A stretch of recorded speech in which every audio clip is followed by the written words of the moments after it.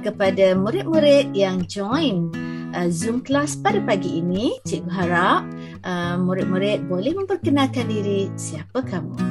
Okey, dipersilakan di sebelah kanan cikgu, iaitu Faris Aiman.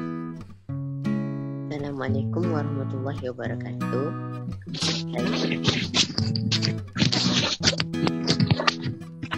Tak dengar.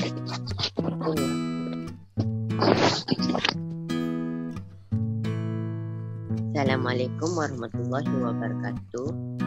Nama saya Muhammad Faris Aiman bin Muhammad Fuad Nazmi di Kampung Sabah.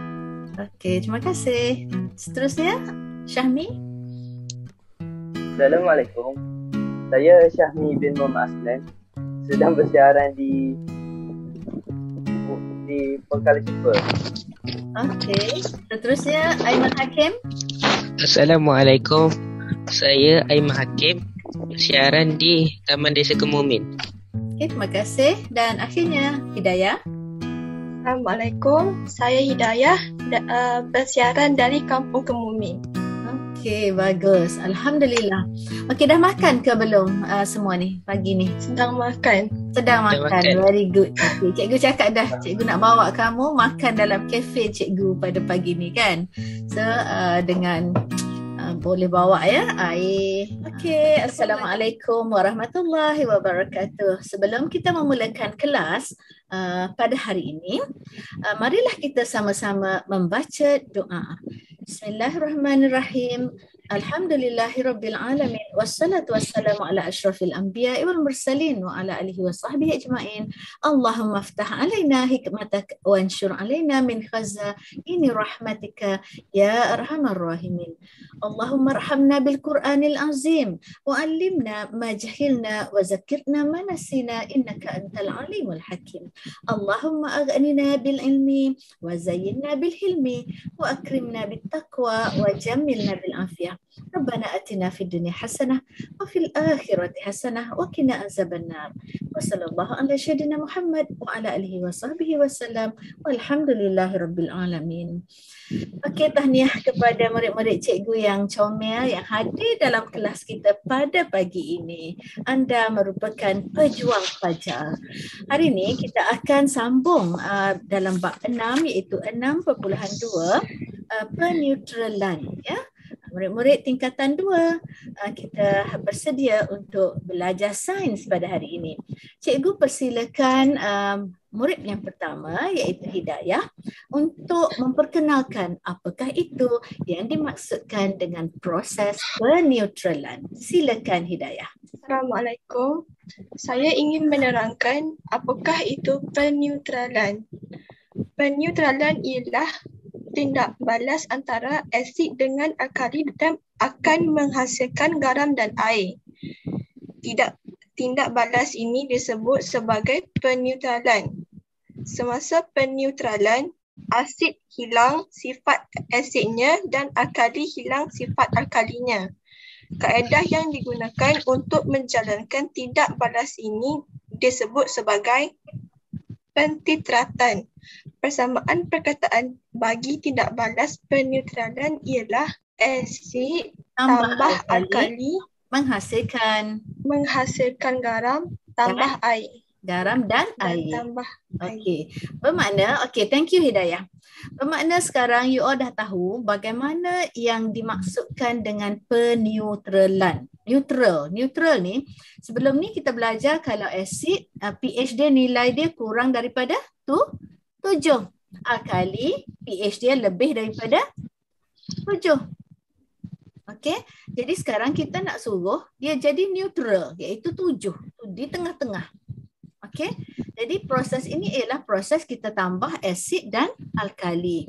Okey, asid tambah alkali ada satu tahap dia akan jadi 7, iaitu neutral. Okey, bila neutral, hasil tersebut yang Hidayah cakap tadi ialah nama dia ialah garam dan air. Okey, garam ni akan terbentuk, nama dia bergantung kepada jenis asid yang kita gunakan.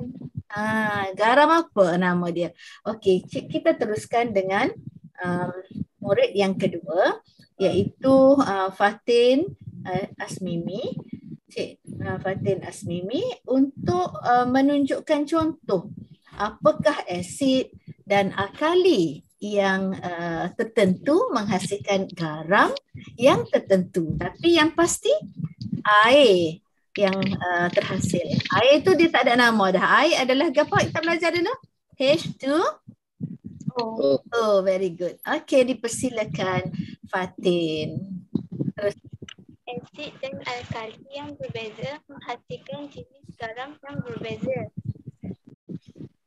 Asid hidroklorid tambah natrium hidroksida menghasilkan natrium klorida dan air. Very good.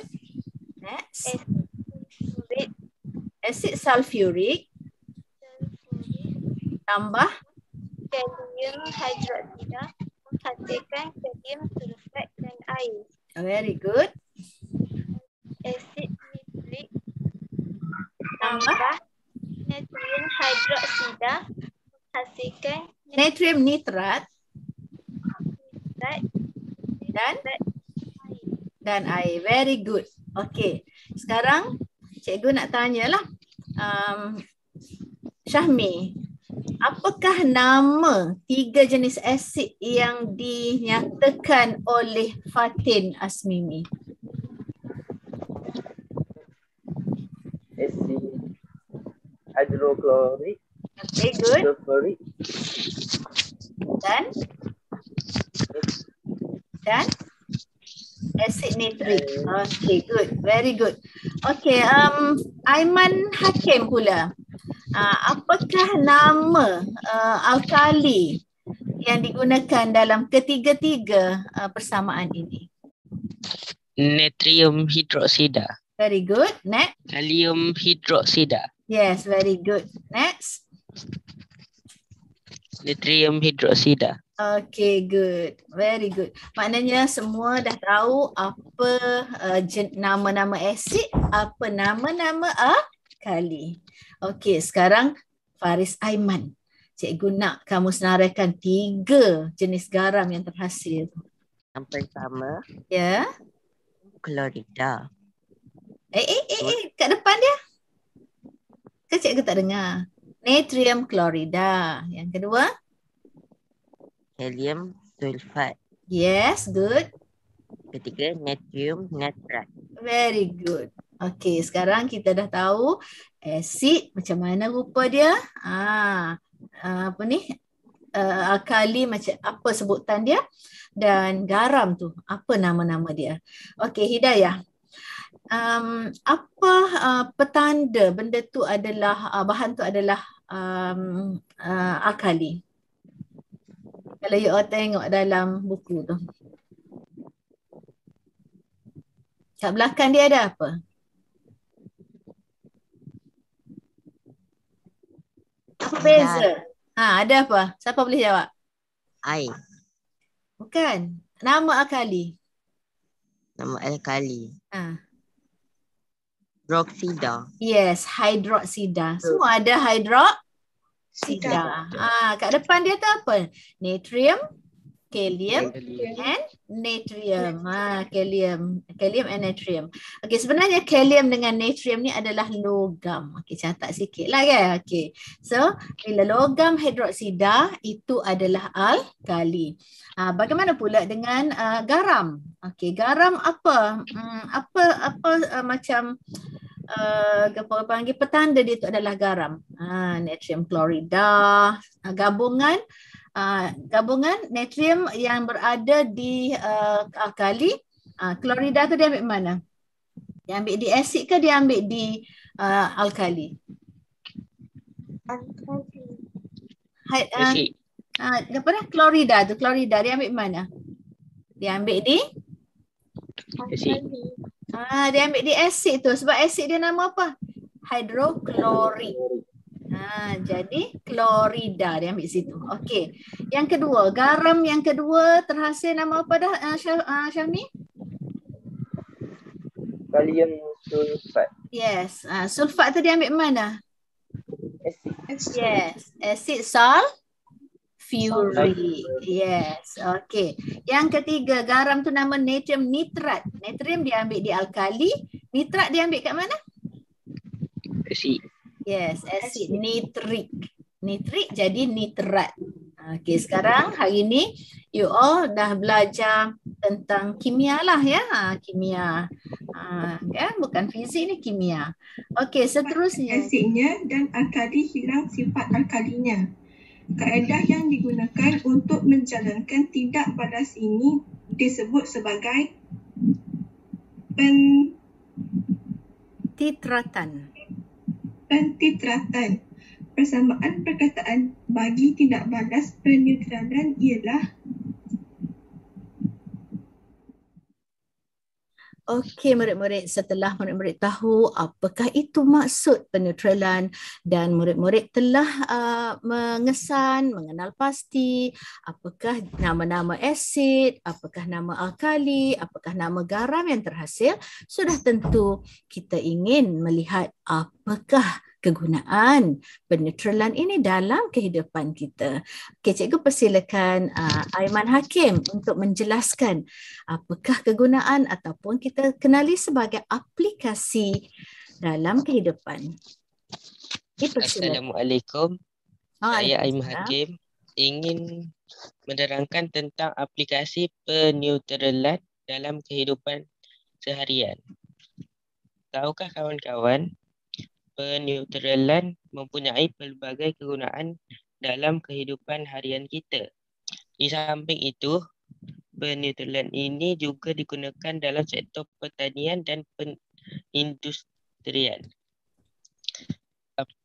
Aplikasi peneutralan asid dalam penjagaan gigi.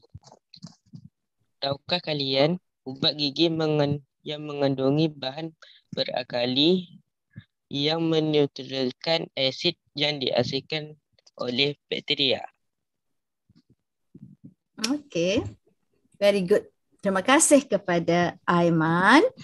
Okay, sekarang ni selain daripada aplikasi dia setiap hari kita pakai, ada satu lagi. Saya rasa yang perlu kita tahu. Cuba Syahmi jelaskan bagaimana ia berfungsi. Pembersih muka. Pembersih muka yang beralkali akan menjadikan kulit muka kering. Oleh itu, penyegar berasid digunakan untuk menyusunkan semula kulit muka. Oh, maknanya mencuci muka lah. Facial, dia panggil facial foam yang kita buat cuci muka tu. Okay, good. Okay, next. Ada lagi tak? Ada lagi. Okay. Perapi rambut. Okay, good. Rambut yang sihat adalah apabila dalam keadaan sedikit berasid. Tetapi shampoo rambut biasanya sedikit beralkali. Oleh itu, perapi rambut yang sedikit berasid dapat menggunakan sisa shampoo pada rambut dan menjadikan rambut lembut dan sihat. Okay, good. Very good. Oh, rupa-rupanya apa yang kita guna dalam bilik air ni adalah aplikasi kepada apa tadi Hidayah? Yes, peneutralan. Suara tak dengar. Okay. Alright. Seorang lagi. Cikgu persilakan Faris Aiman untuk menunjukkan lagi apa lagi selain daripada yang ada kat dalam rumah kita buat gigi, shampoo. Barang yang berasid dapat dirawat dengan menabur kapur mati yang bersifat alkali supaya tanaman dapat tumbuh dengan subur. Okey.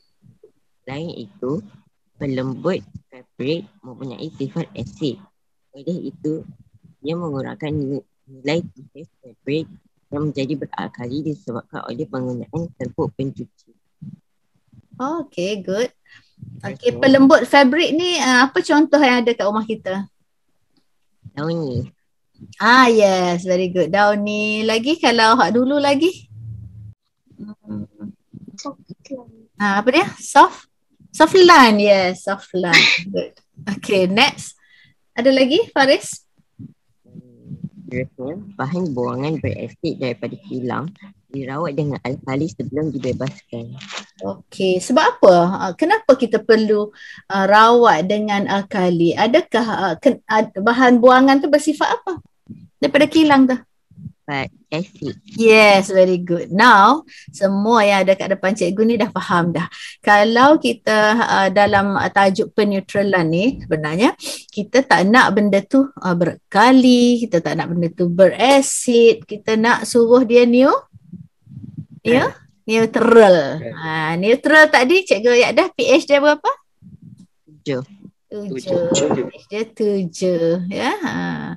Yang berasid kurang dari 7, yang berakali lebih dari 7. Kalau nilai 1 pH dia sangat berasid ke kurang berasid?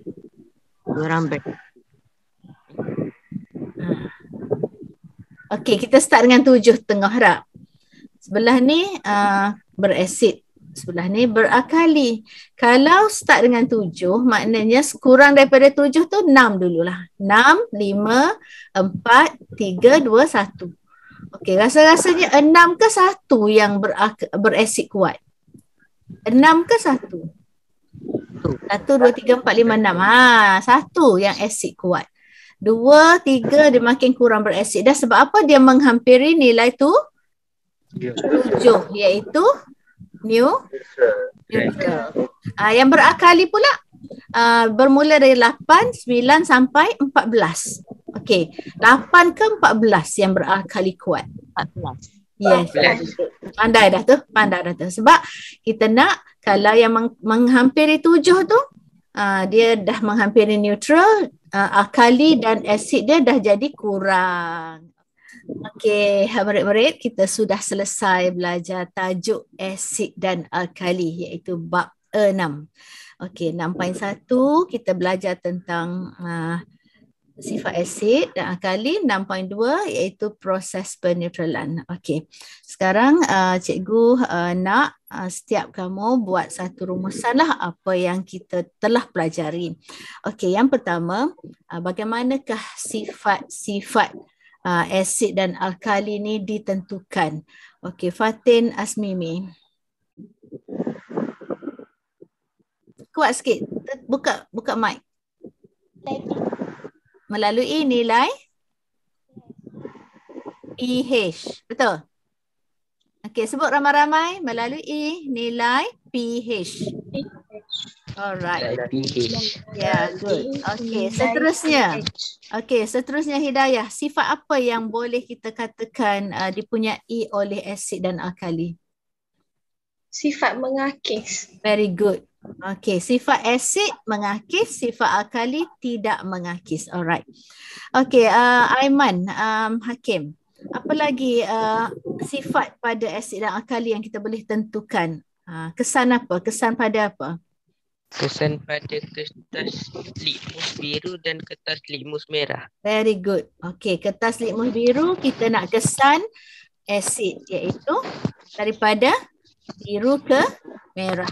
Kertas litmus merah kita nak tentukan kehadiran alkali iaitu daripada merah menjadi biru. Alright. Okey, selain daripada tu Syahmi, apa lagi yang kita boleh cam lah asid dan alkali ni? Dengan rasa. Okey, good. Asid rasanya? Masam. Alkali rasanya? Pahit. Alright. Okey, Faris Aiman. Dalam segi kimia lah pula ya. Yang kita dah belajar tadi. Apakah ciri ataupun sifat asid dan alkali ni dari segi tindak balas ke macam mana? Tindak balas logam. Okey, tindak balas dengan logam. Contohnya kita telah bincangkan bagaimana asid bertindak balas dengan pita, magnesium. Logam tu pita, magnesium yang boleh membebaskan gelembung-gelembung udara. Okey, seterusnya. Akhir sekali, peranan air dah cikgu maklumkan kepada you all, asid dan alkali ni mesti ada air barulah dia boleh menunjukkan sifat keasidan atau kalian. Alright, good. Okay. Okey murid-murid, selain daripada kita tahu apakah sifat asid dan alkali, kehadiran asid dan alkali juga boleh ditunjukkan dengan tak dengar lah Fatin. Kertas. Fatin buka mic. Ada problem dengan mic Fatin. Tak apa, Hidayah tolong kuatkan apa yang Fatin cakap. Kertas litmus biru dan kertas litmus merah. Okay, good. Next, Hidayah. Sekali lagi yang awak punya. Penunjuk semesta. Okay, good. Next. Apa lagi? Metil jingga. Metil jingga. Next. Phenolphthalein. Okay, good. Phenolphthalein. Meter pH. Yes. Dan akhirnya meter pH. Okay, tadi kertas pH. Meter pH. Alright. Meter pH ni sebenarnya dia ada lebih daripada macam kertas litmus biru dan merah saja dah. Kertas pH ni dia lebih banyak menunjukkan kekuatan keasidan ataupun kealkalian. Okay, good. Okay, Faris Aiman, silakan buat rumusan. Saya ingin membuat rumusan tentang penggunaan asid dan alkali dalam kehidupan seharian. Antaranya ialah sektor pembina, sektor pertanian dan sektor perindustrian. Okay. Okay, Syahmi. Akhir sekali, saya akan merumuskan tentang peneutralan. Peneutralan melalui asid dan alkali dapat dibuat dengan pentitratan dan menghasilkan garam dan air. Okay, very good. Okay, Alhamdulillah ya murid-murid semua yang cikgu sayang, pada pagi ini kita telah berjaya merumuskan dua subtopik iaitu asid dan alkali dan juga proses peneutralan sehingga kita sudah tahu apakah hasil akhir daripada peneutralan melalui kaedah pentitratan iaitu garam dan air.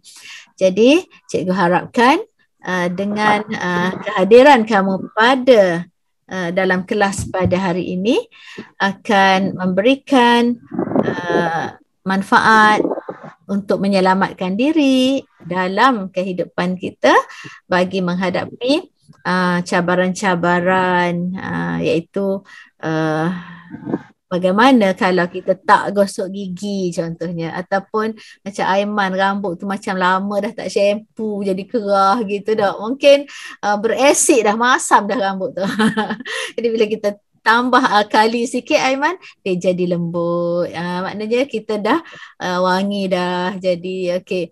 Jadi ini sebenarnya adalah satu pembelajaran yang pengalamian, dia panggil contextual. Okey, setiap daripada kita ni kalau kita nak buat video PBD yang cikgu bagi untuk 5 orang ni, cikgu nak bagi markah TP6. Sila senaraikan semua bahan yang berasid dalam rumah kita dan bahan yang berakali dalam rumah kita dan tunjukkan kepada kawan-kawan kita tentang ubat gigi, tentang shampoo yang ada dalam rumah tu. Yang tak ada dalam rumah tu tak payahlah kan, yang ada dalam rumah ni macam mana? Garam ni, garam boleh keluarkan. Rupanya garam ni sifat dia neutral. Rupanya dia adalah dihasilkan daripada tindak balas asid dan alkali. Okey, cuba cari dalam internet apa nama kimia garam kat rumah kita tu. Adakah kita baca saat ni apa nama garam tu? Natrium nitrat, kalium klorida ke, natrium klorida ke? Ya ke garam yang kita guna kat dapur tu nama dia macam yang kita belajar tadi? Itu dia panggil pengetahuan yang kita boleh Google. Lemon, yang ada kat rumah lah, apple ke, bawa keluar.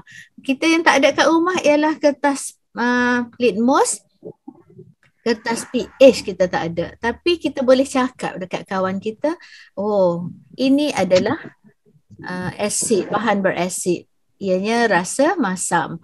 Okay, sabun ni adalah bahan berakali. Kalau saya test dekat lidah, oh rasa dia pahit. Takut tak nak test sabun kat lidah? Boleh ambil sabun yang basuh tangan tu, hand wash tu dah. Try. Tak racun pun, letak kat lidah je, lepas tu koma balik lah. Dah. Mula. Okay. Assalamualaikum murid-murid. Bye. Terima kasih cikgu. Bye. Okay, bye. Sama-sama. Jumpa lagi.